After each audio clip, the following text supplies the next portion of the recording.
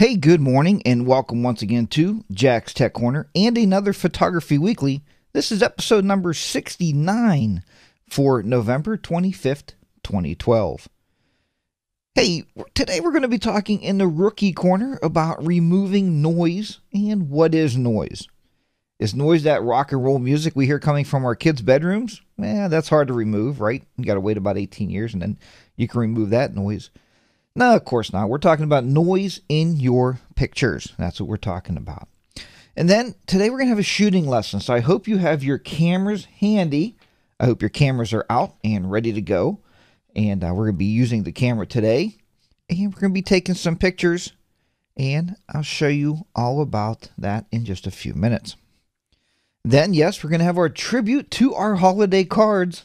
Hey, what else is there? There's some great work that came through there on our lesson. I'd like to congratulate and thank each and every one of you out there for doing your particular lessons for this week, and they turned out really, really good. So, at that point, let's go ahead then and get started here with episode number 69.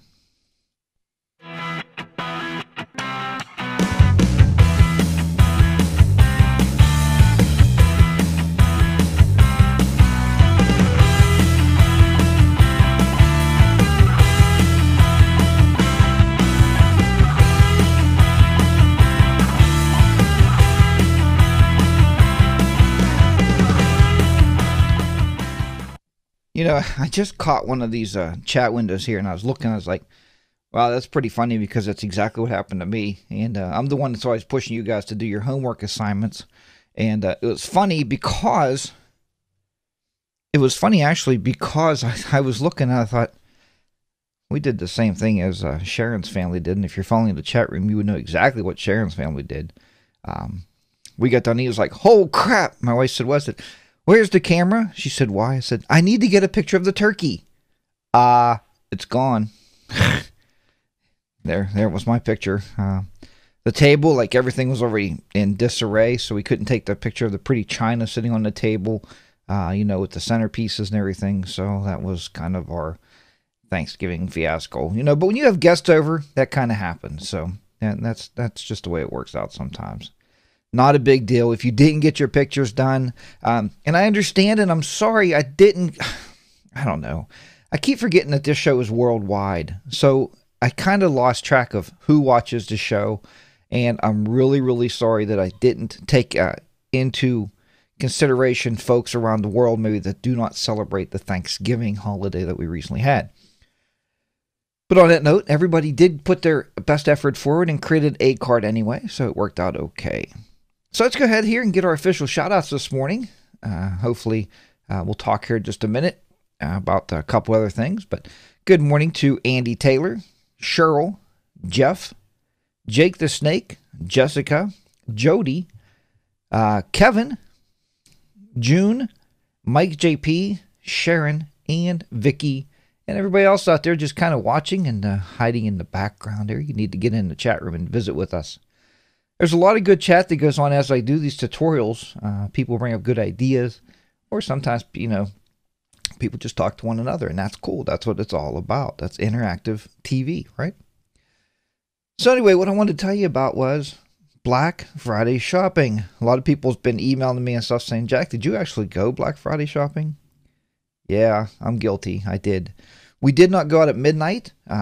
Myself and the wife, we kind of watched TV until about midnight. Then went to bed. We actually got up about 4:30, and we were in the car at 5 a.m. So what did we buy? Well, you would have to ask that, didn't you? Well, hey, I purchased another webcam for the show, right? So I have another webcam, and I purchased a new desk chair. Not this particular one here. This was the one I purchased last year on Black Friday, but I purchased a new one, kind of like the one I have at work. So it's a little bit more comfortable than even this one. Well, we're going to see anyway. I got a good deal on it. And I also, if you looked on my my YouTube videos, I picked up the Photoshop Elements and Photoshop Premiere Elements 11, a dual set box for $69. So that was pretty cool. And inside there's a coupon, actually like a gift certificate, inside, and that gift certificate is actually for the gift certificate's for $20 off of Shutterfly. So there you go. Okay, so for some reason, a ton of people just left the chat room. I don't know what happened there. I don't know if there was a big fluke in our chat room, or if everybody just said they got to bail out because they got things they got to do today, but we'll see if they come back. Jody says, uh-oh, so something may have happened because it says some kind of thing here, scaleengine.geekshed.net. I don't know what that means, folks. So if you're listening, try to get back in the chat room, and I seriously got to do a video to show you guys how to use IRC chat because it's rock solid. It works. It's just a little client you put on your computer, and then you'll be good to go. Jessica says, what does Premiere do? Premiere is for video. There is Adobe Premiere Pro, right? That's the big version of Premiere. And this is Premiere Elements, which is a scaled down version, just like Photoshop Elements is to Photoshop. So that's what Premiere does.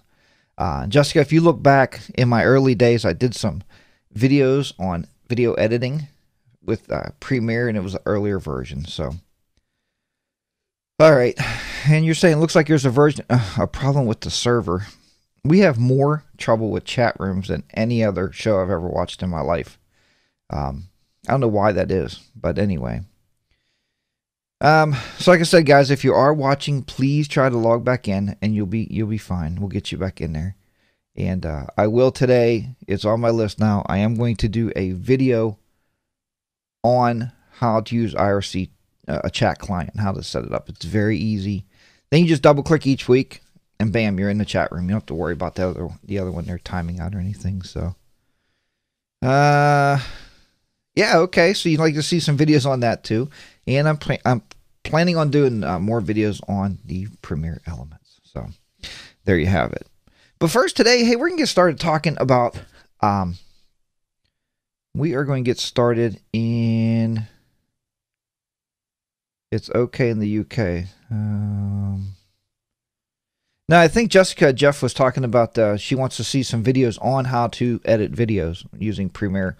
And Jessica, it's nice because the D7000 cameras, they take excellent HD video. So I know your kids run cross country, and it's amazing, amazing video. All right, folks, so we're going to move a bunch of windows out of the way here now because I have a bunch of stuff right over top of my work area here. And we're going to get underway with some of this stuff here. Let's see here, move this out of the way over here. Just like that. Move this back up here. Okay. So what are we going to talk about today? Let me bring up this camera over here.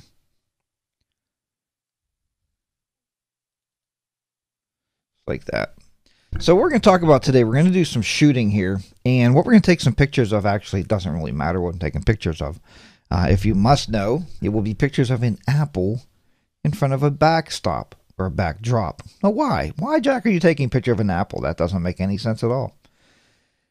It's because I'm trying to put to rest this whole believing thing that we have that we can't take our cameras over ISO 800. I'm trying to put to rest that there will be too much noise and we won't be able to correct the noise. And you know what noise is. Noise is those little speckles, some people call them speckles or bumps for lack of better terminology, on our pictures because we were shooting in low light with a very high ISO sensitivity. Now, with that said, let's first talk about what is ISO. And everybody out there should know, right, what ISO is by now, but there's some new people on this channel that may, in fact, not. So, what ISO would be the amount of sensitivity to light that the sensor is allowed to have. I think I said that right. So we're changing the sensitivity of our sensor to allow it to be more sensitive to whatever available light.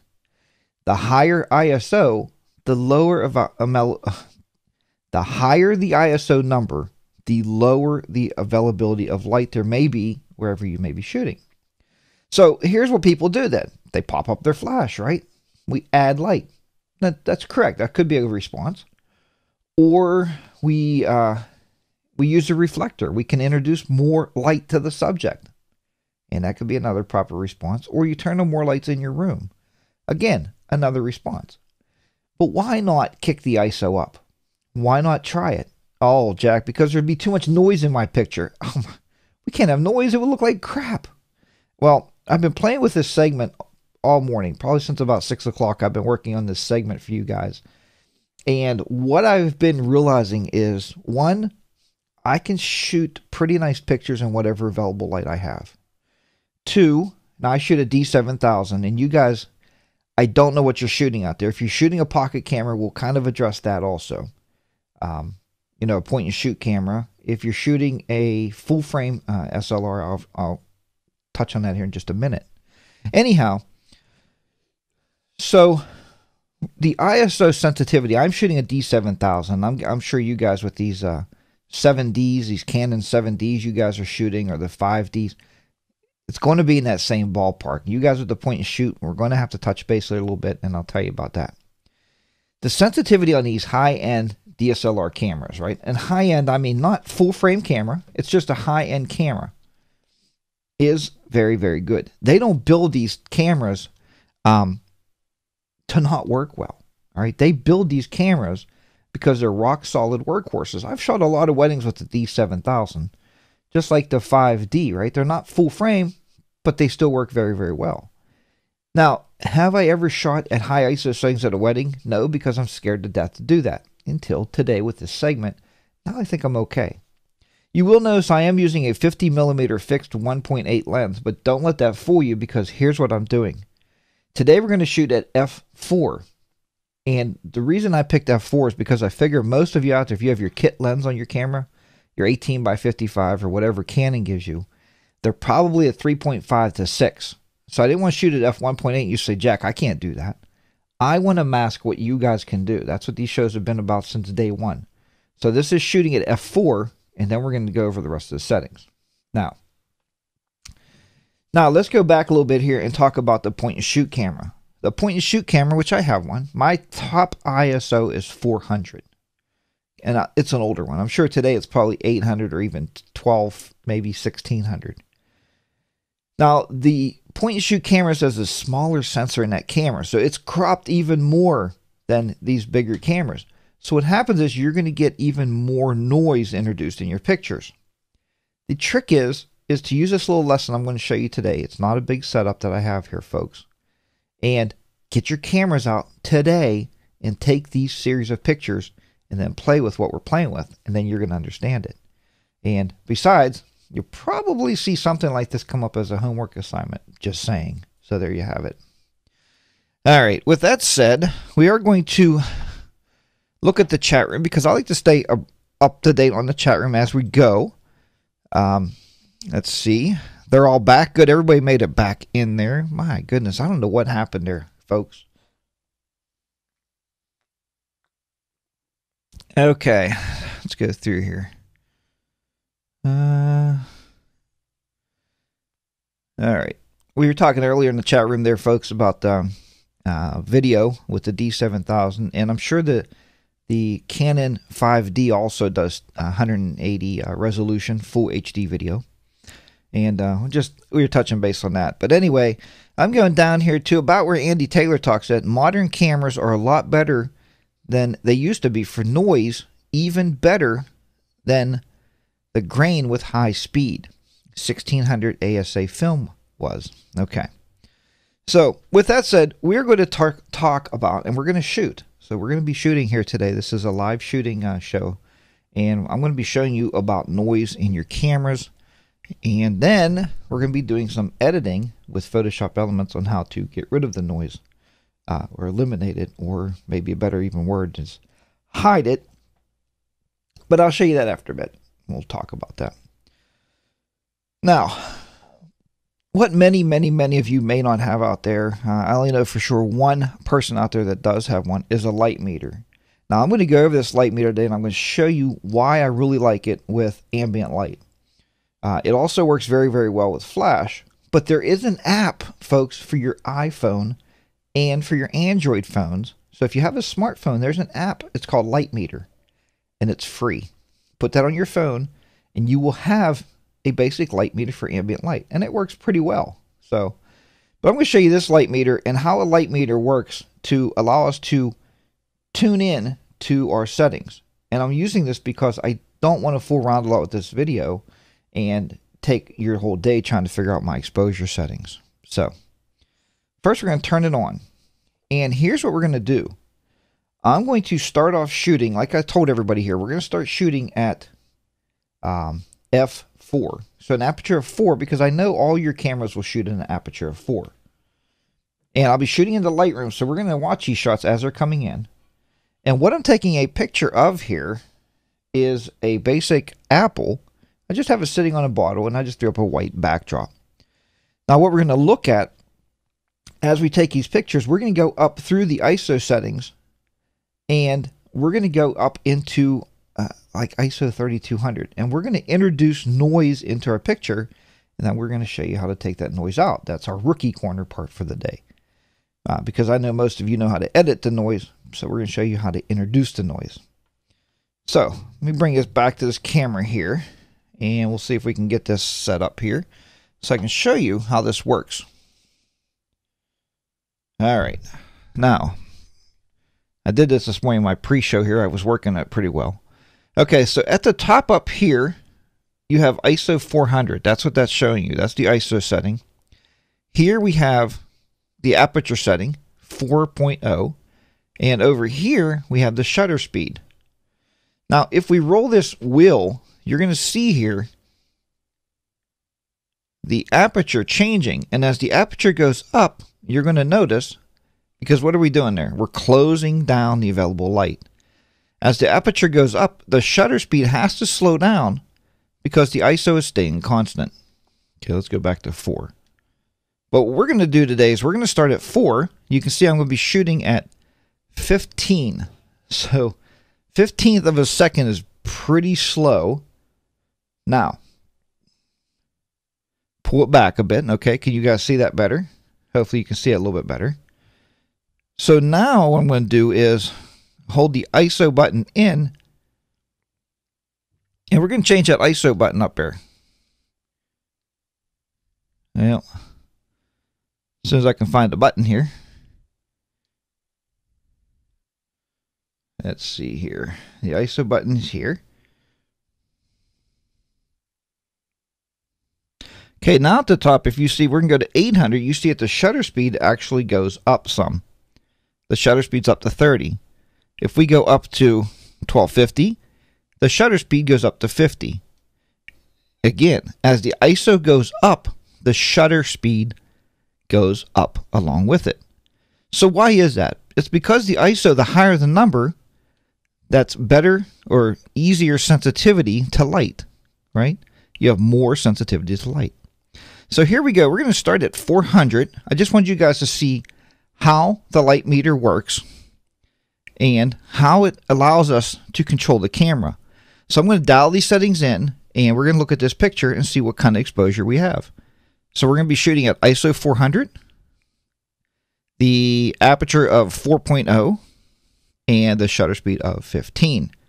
And you guys got to help me, steady me, hold my shoulder, because that's pretty doggone slow. So hopefully I don't get no shutter shake there. All right. So let's move this over, guys, and we're going to show you how this works now, okay? Now let me bring this up.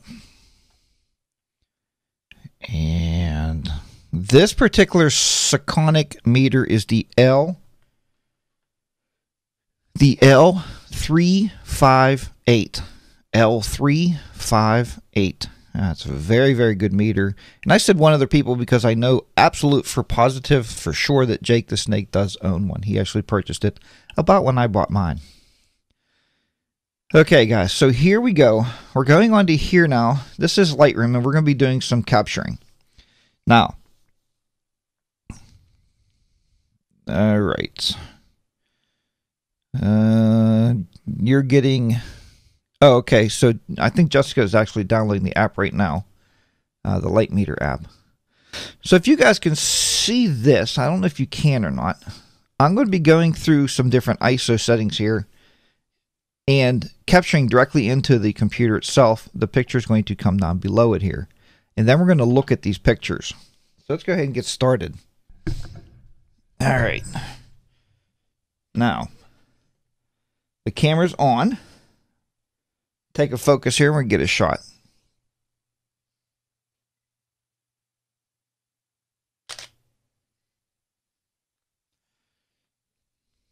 Okay. Now there's the first shot. Now as you can see with that shot, the exposure is dead on perfect. And how do I know that? Look at my histogram. Now this isn't about exposure and this isn't a video actually about light meters. I'm just using my light meter so it would help me dial in so it'd be a little easier to show you this whole video. This is actually a video on noise. Remember that. We're going to introduce some noise. So I'm going to take those headphones off, or it's just easier to shoot without those on my ears. Now what we're going to do is we are going to go ahead and take our ISO up to 800. Now, let me bring this back here because I'm going to show you guys how I'm going to do this. So we're going to bring this camera back up. Again, I'm going to hold my ISO button in, and I'm just going to change my ISO to 800. And when I do that, you're going to see I'm going to change my shutter speed to 30. Now, what does that mean? All that means it's telling me on a light meter is that's a constant exposure. So I'm going to change my ISO to 800 and my shutter speed to 30. Let's go back here and we're going to watch that shot. All right. So let's change my ISO to 800 and my shutter speed to 30.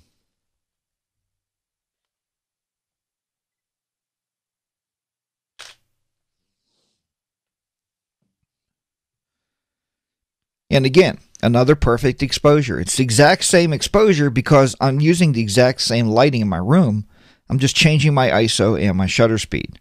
And again, the reason we're doing this is because we want to show we want to show or find out when our camera starts to add noise into our picture. That's why I want you to do this. Start out at 400, then go to 8. Now, if your camera doesn't go to, say your camera tops out at 8, then do a 2, a 4, a 6, and an 8, and compare those pictures. We're going to compare these here when I'm done. But I am still moving on, so we're going to do another shot here. Now, I'm going to take my ISO, and I showed you guys how to do this now. So now we're going to take the ISO up to, I'm going to go to 1600 this time. And that gives me a shutter speed of 60. So 1600 and a shutter speed of 60.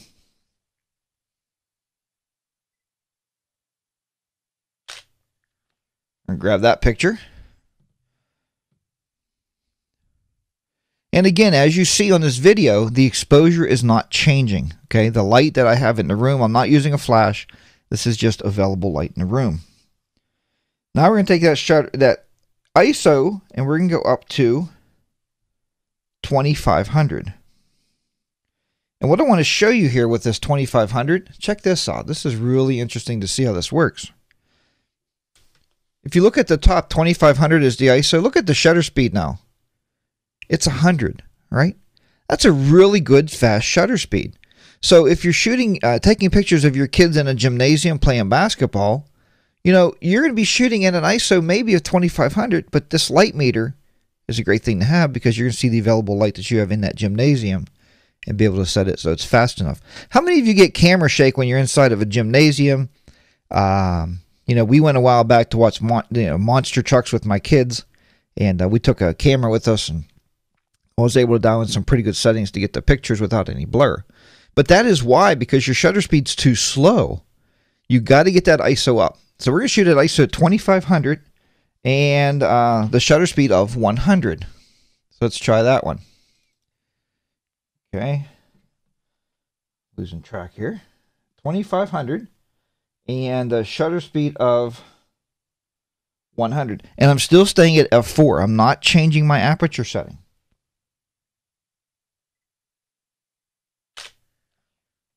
There we go. once again, we have a very constant exposure. All right, very constant exposure. Now let me see my top ISO setting of this D7000 is 6400. So what I'm going to do on my light meter here, let's check this out. I'm going to show you guys how easy this is. I know I want to shoot at an ISO setting of 6400 on my camera, but I don't know what the shutter speed is. I can play around and we can get it to where we want it, or we can hold our ISO button down our light meter and we can just take this up to 6400, and you can see my shutter speed is 250. Again, at aperture 4.0. So with the light meter, I don't have to do anything. I don't have to guess. Okay, we're going to have that same exposure. So 6400 on the ISO, 250 on the shutter. I pick my camera up, right? And I'm going to look at my ISO, dial that in, 6400. My shutter speed at 250. And we'll go back.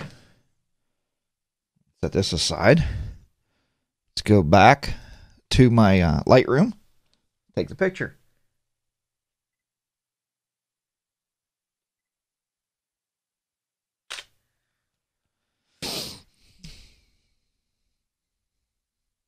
And again, the exact same exposure. So there we go. The exposure is dead on. Now, we have all these shots done. So now what we're going to do is we are pretty much done at this point with our camera, because you have your series of pictures. That's what I want you guys to do. Get your series of pictures from your cameras. That was the reason I said, bring your camera to class. We're going to turn it off now. I'm going to turn my trusty light meter off, and this light meter is kind of cool though. If you guys are looking, and I know a lot of you now are probably looking at light meters. The cost, somebody said, how much does this one cost, Andy Taylor? I don't know where you live. I know you're in the UK. In the US, this light meter here was $300. It probably came down now because they brought a new model with a touch screen. Don't get that fancy. I mean, unless you want to drop $600 or $700 for it, then that's great. But this meter is probably maybe two and a half now, maybe.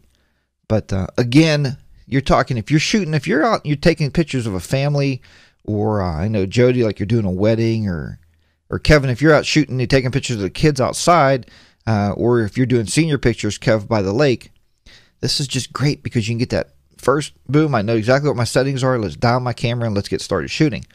So it's very nice. We're going to turn it off. I always reset it back to 100 just to make sure when I pick it up again that I know where it's set at. Put it back in the bag. And like I said, this does ambient light. It also does flash.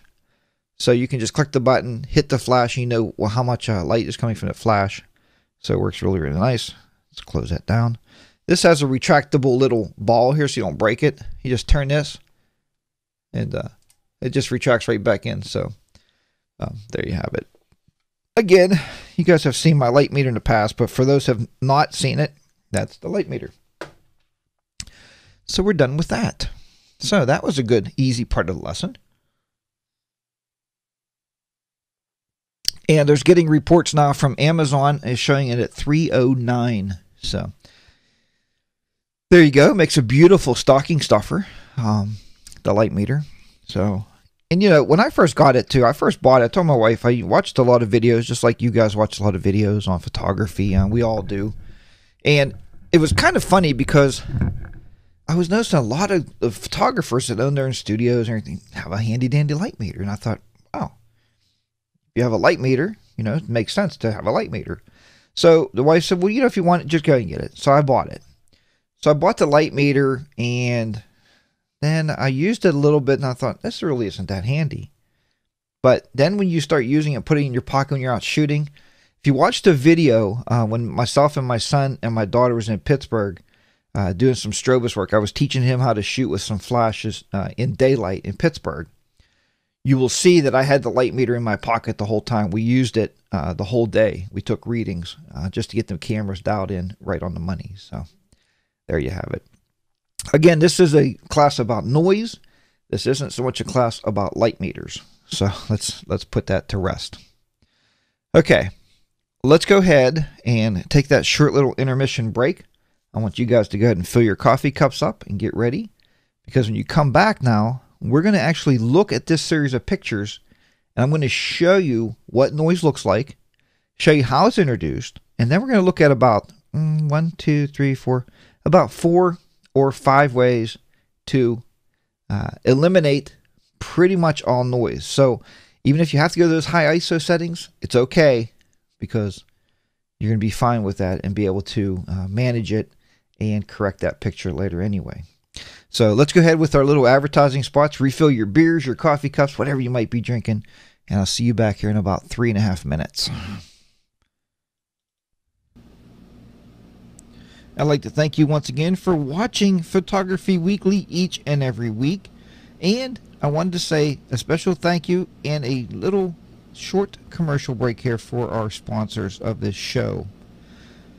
First and foremost, let me send out my special invitation to you there to come over to jackstechcorner.com. I have a brand new Elements 10 Volume 1 DVD, and it's going for $20. And if you pull this pull-down menu down, you'll see a lot of other options in there for you also. Or if you'd rather, instead of learning on a DVD, and if you have high-speed internet, you may want to sign up for one of my online classes. The online classes are there for you, and they are on Lightroom 4 for all. It's a very easy way to learn Lightroom 4. And there is a Elements 10 class, actually the one on DVD, that will be coming out as a online class, so you will have actually that option also. Next, let me thank our friends over at SmugMug. SmugMug is where I do all my professional printing at, and I wish that you would sign up also. If you go to my website, jackstechcorner.com, on the left hand side there's links. If you click on that link and enter the special code, you'll get a 20% discount. And that's huge, because the pro version is $150. So if you take 20% for that, you're going to be good to go. Save a ton of money and start making money right away. Or you can use them for all your personal printing needs for whatever type of photography printing you want to do. Next, if you do any green screen photography, then check out Ken's site, greenscreenwizard.com. Once again, go to my website, jackstechcorner.com, click on the link on the left, and that way Ken will know that you're coming from Jack's Tech Corner.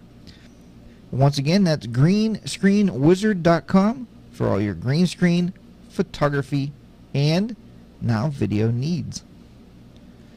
And a special hello and thank you to our friends over at Amazon.com. If you're buying anything from Amazon, and man, don't we all buy from Amazon anyway?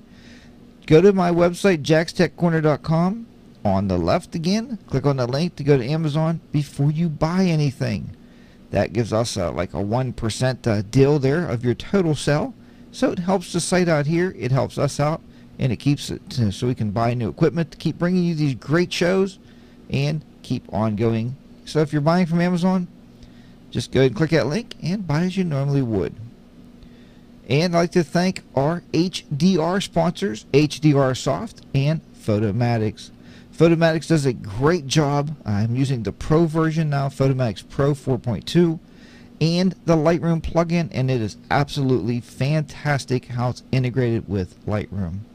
So once again, that's Photomatix by HDR Soft, and you'll find those at hdrsoft.com. Download the trial version today. You won't be upset or disappointed. So that's it. Let's get back onto the show here and more learning. Jody's talking on Amazon. Jody and Cheryl has found these on Amazon for $309. And so which model of the light meter is this one? This is the Sekonic L358 light meter. If you guys are really interested in it, we'll do some video. Hopefully next week I'll show you some video with this, and we'll do some flash photography with it, and I'll show you how I use it for flash. Because you can buy a, I suggest do not do this, but you can buy for this light meter a little module, or a module that goes in the back. And what that module is for is to allow it to shoot or to set off wireless triggers the Pocket Wizard wireless triggers. But you're going to pay $80 for the module. Then you got to pay another $500 for the Pocket Wizard. So don't do that. If you buy this, it works very, very well with flash photography without buying that. And I'll show you guys how to do that if you're interested in how to do that. So no problem at all with learning that. All right. And Jody, thank you very much for helping Andy out there with that. That is the Sekonic L358. It's been a great meter for me, but as I said, it's not a metering show. This is a show about noise, but at least I got to introduce you guys to some new gear today too, so that's cool. That's a nice way to see that. If you hear my dog flipping out and barking, that's because we just had somebody arrive at the house, and that's what happens when you have a dog. The cat, not so much. The cat, like, meow, meow. You know, you don't hear much out of the cat, so. And Jody said you would like a metering show, and we'll try to do that maybe as early as next week. Okay, guys? We'll try to talk about metering, and I'll show you how to use it. Does the light meter work with landscapes? It does, Vicky, and there's a couple different ways you can use it for landscape. Now, so this does, there's a part that goes on to this, Vicky, that you can hold it up and you can kind of get an idea of the landscape. Okay. Now, my view, the way I feel about things, I better turn it off.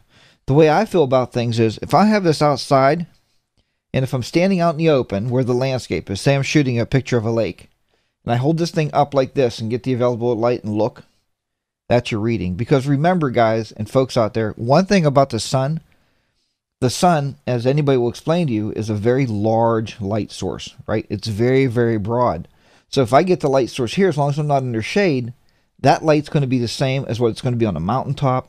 If I'm looking at the mountain, it's going to be pretty much the same. You might be a stop or two off, but we'll look at that.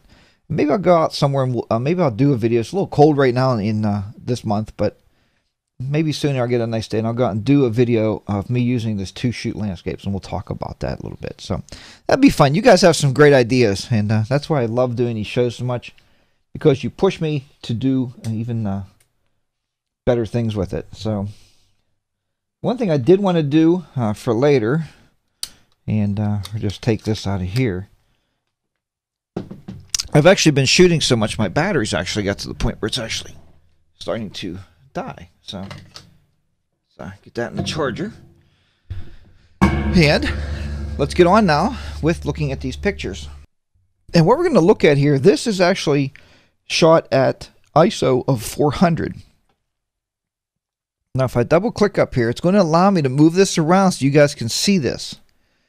This is at ISO 400. If you look at this picture, now remember, now we're blowing it up, okay? So we're really getting in tight with this picture. You really don't see any noise in this picture. You may see some spots in there, but that's really just the backdrop of the way it is. But look at the apple and stuff. You really see no spots along the edges, right? Now, that's at ISO 400. So we know we're good at shooting at ISO 400. This next picture is at ISO 800.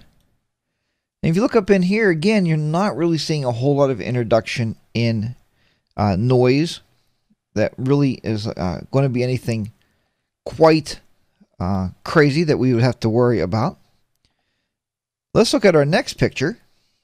And this next picture, and I'm hoping this comes through okay on the videos, we are shooting here at ISO 1600. Again, now we're just starting to get noise. Now, where I look at it is right around this where the dark meets the light, okay? So the dark is the red, and it's meeting the kind of white or gray background I have there. And you can see it's starting to get the little, as I said, bumps, or some people call them specks, for the lack of better terminology, but whatever you call it, it's noise. Let's go ahead to that next shot. This shot we were shooting at 2500. Look at the background noise now. Now remember this shot. Look at this as opposed to 400. This is 400. This is 2500 on the ISO setting. 2500. Look at the noise we introduced into that picture. Again, now I'm going to show you how to clean these up. So again, this is nothing that we can't fix. So if you have to shoot that high, I wouldn't recommend doing, a wedding of 200 pictures like this, because you're going to have a lot of editing to do. You can probably batch process it, and don't take my word for that because I didn't try it. But I would try to hold this to only ones that you have to do, maybe, and then we would do it with that. Okay, so that's that one. Now let's look at this one, and this one is 6400. Now I know you can see the noise in there. We can see it all over the apple. The apple is actually almost to the point where it's a little discolored, right? It's taken some of the redness out of that apple. Go back to this one already and you can see. Once again, that's 2500. That's 400. That's 800. Even 800 is not bad. 800 would be very, very safe. And to me, I would even be comfortable shooting at 1600. I would do that. Or maybe between 8 and 16, like a 1250. Probably would be very, very safe. But we're going to look at this particular one here is 6400. And Sharon's thought for a minute she was blind. And I don't know why that was or what happened there. Let's go back here a little bit. All right. We're going to take this one that's really got the noise in it. Okay, this is 6400. This is the one we're going to work on to see if we can clean any of that noise up. And what I'm really going to do is we're going to take both of these pictures over into Photoshop Elements to work on these.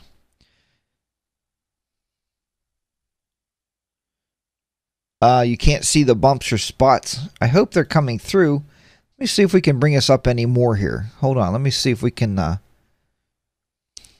maybe capture a better area of this. And you guys can see it. Maybe we'll bring it a little bit tighter here and see if we can't see this. Again, we'll go back up here. Like this here. Is that helping any on the picture, guys? Okay, now you can see the spots. So now you can see them if I move them around there, right? You can see those little spots. Let's go back here real quick just to run through these one more time. That's 400. Look how clean that picture is. This is 800. You can see we have a little bit in there now. Okay. That's 800. This is 1600. Again, not really bad. Very, very usable picture. So that is not a bad thing. This one is 2500 and this one is the worst at 6400. Now Jake just made a great statement, and this statement basically, if you're not in the chat room, and I know a lot of you aren't, so if you guys hear me reading the chat room, that's just for the folks that are not in the chat room. If it comes down to shooting at 6400 and getting the shot and having noise versus not taking the shot and missing the moment, then it seems why would one... Okay, that to me seems why would one shoot at higher ISOs? Or I think you were saying why would one not shoot at higher ISOs, Jake the Snake, I believe. Because you're exactly right. If it means missing a moment, turn that ISO up and get that shot, right? Especially if you don't have flash. Okay, I got you, Jake. So, yeah, so Jake's saying if you got to get that shot, crank that camera up to 6400, take that shot, worry about it in post-production. We'll figure it out, okay? No big deal. I'd rather have a shot with a little bit of noise than not have the shot at all. Let's go back here then. We're going to select both of these. I'm going to right-click on this now. We're going to go to Edit In. And like I said, we're going to go into Photoshop Elements. All right, so Photoshop Elements is open. Now this happens to be Photoshop Elements 11. So don't jump off my bridge here or anything. Photoshop Elements 8, 9, and 10. You're going to be doing this the same way, so don't worry about that. This just happens to be the version that, like I said, I just picked up yesterday, so it's kind of on here, and that's what I'm using. But all your versions that you guys are using out there will work. You know, I strive hard to do that. Now, with that said, let me see which one we're working on here first.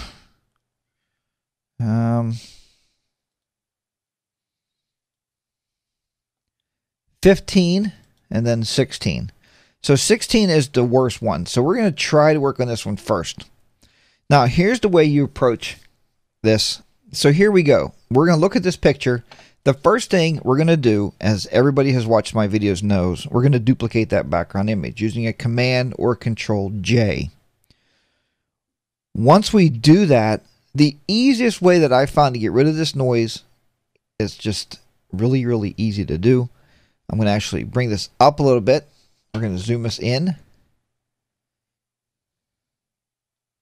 so you guys can see the noise. And then what we're going to do is just go to our filters. And we're going to go to blur and Gaussian blur. And all I'm going to do is I blurred this by 1 pixel, folks. 1 pixel is all I blurred this by. Check this out.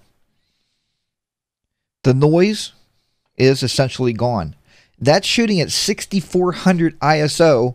One click of my mouse, and I pretty much got that noise gone to the point where I'm pretty excited about the picture. I think it'll work out pretty well.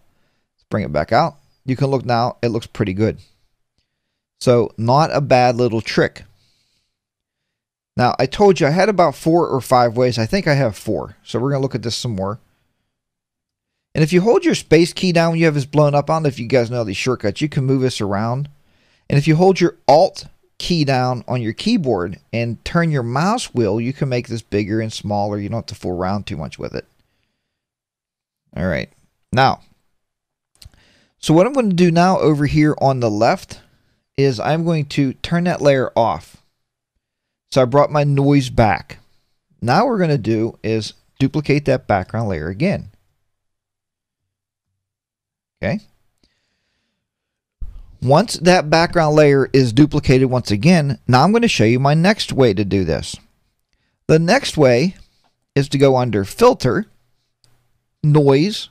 This is one thing I really like about Photoshop Elements, is it kind of pulls you to where it wants to do, and these filters are there, and it just makes it really, really easy to do things in Elements. So go to Noise, and we are going to go to Despeckle. So what Despeckle does is it's going to look at this picture, and it's going to actually, basically it's blurring it for you is what it's doing. So it's going to look at that, and it kind of blurred it out for you and got rid of that noise. Once I do that, I go up here to Filter, then I go back to Noise, and I go to Reduce Noise, just to kind of further clear that noise up. And I found in working with this lesson for you guys this morning, the best settings that I came across that seemed to work okay for me is on these sliders. Let's see here.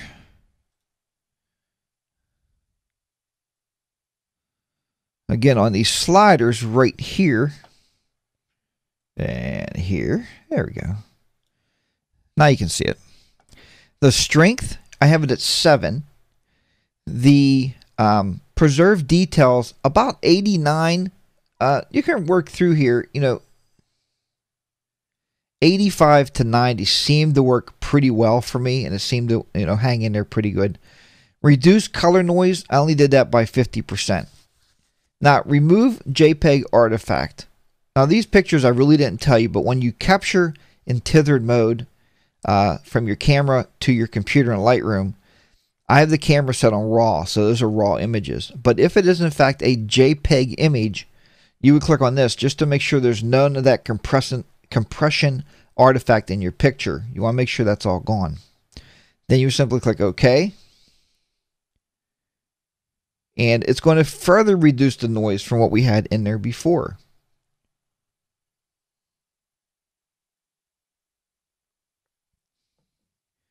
Okay, it's taking a little bit longer than normal because I got about 90 million things going on this computer at the present moment.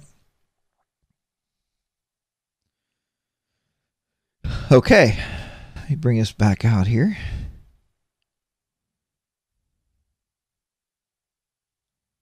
I'm trying to get back to my pointers here so I can pull this back out and get this back up here. Pull this back over here just to see this. There we go. Now, so that is how we did it with that one. Now, the next one we're going to do is I'm going to show you this next one. And then I'm kind of did this in reverse here because I'm going to read you about what one of these does. But let's do this one. I'd rather show and tell first. So I'm going to show you first, and then I'll tell you. So the next one we're going to show you how to do is, again, and I would suggest, because playing around with this, I would suggest using each one of these so you find what you want to use. Noise, dust, and scratches. Now, it's saying dust and scratches. You would think, well, that would be something on my filter. You know, that would be something on the filter itself or on the lens, some kind of dust or something on there. But it's really not. It's really any imperfections in that picture. So what it's going to do, it's going to analyze that picture. And again, on this one, I found the best that I did was the radius of about 5. Yeah, I wouldn't even go 5. I would just stick with about 1. Stick with 1. Because what it's actually doing, again, folks, is it's blurring that picture. Click on OK. And again, that's a radius of 1. Now, the next one I want to show you, we're going to show you one more here, and then I'm going to explain each one of these to you.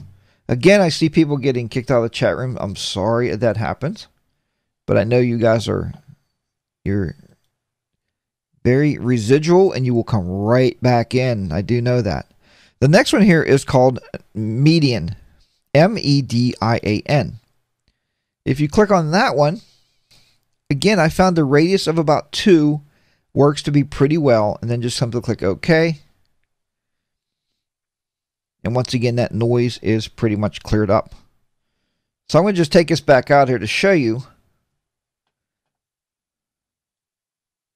That's with the noise. And that's the first one the last one we just did there, the median. Close that out. This one here is actually the dust and speckle. And you can see how it just clears that noise right out of there. So you're right. If you got to shoot at 6400, you shoot at 6400 and don't let it bother you. This one is despeckle and then reduce noise is what this one is. And then this top one is where I just used the Gaussian blur.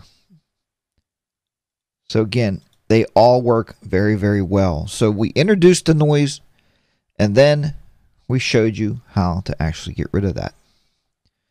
Now, with that said, we are going back on here. And what I want to do now is I want to just take you through a couple of those and talk to you just very briefly, as soon as I find it here, about each one of those. All right. The first one is despeckle. Now, the despeckle filter detects the edges in a layer.